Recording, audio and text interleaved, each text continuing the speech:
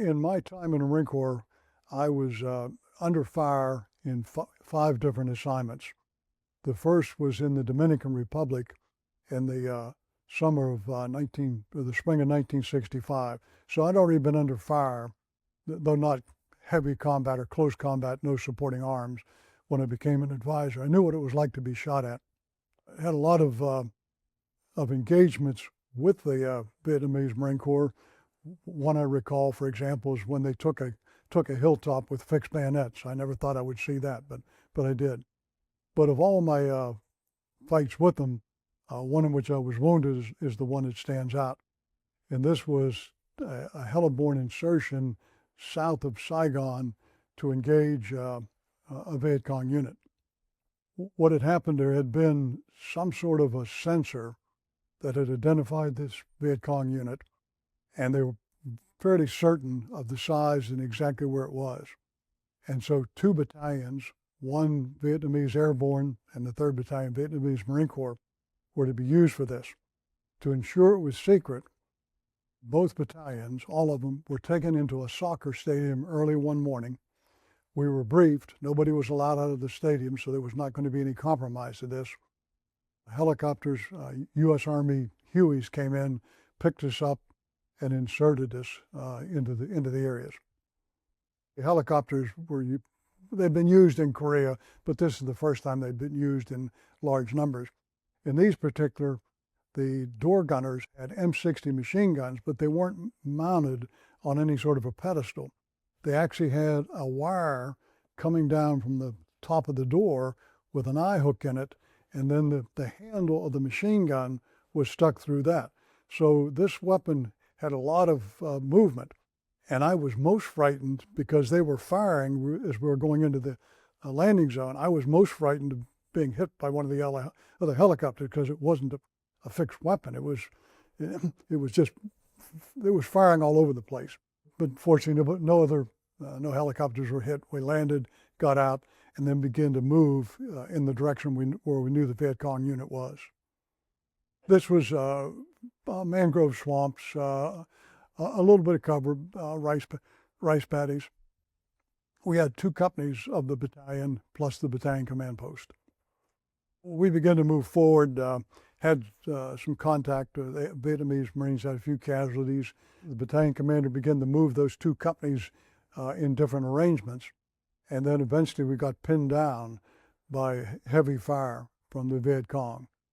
And at that point, I moved up to a rice paddy and asked for helicopter support. Now we got gunships. The gunships came in. We tried to get some artillery support and asked for fixed wing support, but it was too close for that to come in. But what I would do is the helicopter would come over and begin to fire. I would rise up behind the rice paddy dike and watch where they were hitting, take a quick azimuth on my compass, get back down and give, when they came back around for the next run, give them a new azimuth, a correct azimuth to head on. And this happened for some evolutions going round and round. And then obviously one of the enemy soldiers, either not under fire, off to the side, or pretty brave. When I stood up, he stood up and shot me in the stomach. And it went through my belt. In fact, I have the belt here. The bullet went through right here. Now, to give you an idea of the foot-pounds of energy, if you can see, this piece of metal, this little clip, was actually flat. So that's just all of the shock that causes that. And this was straight, pulls it like that.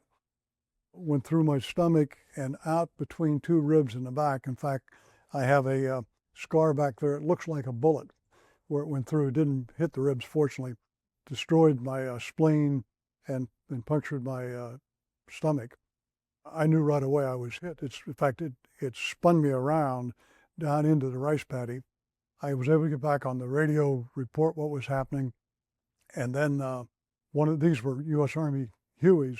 One of them, brave enough, came right in and landed not too far from where I was.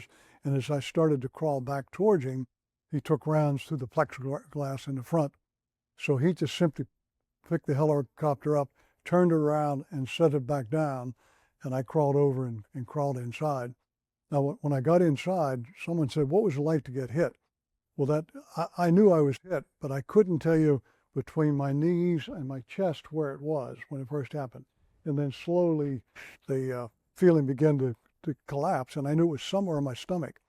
And then when I got in the helicopter, I suddenly had this awful feeling. Maybe I wasn't really wounded. Maybe it had hit my 45 pouch, the ammunition pouch, and I wasn't really wounded.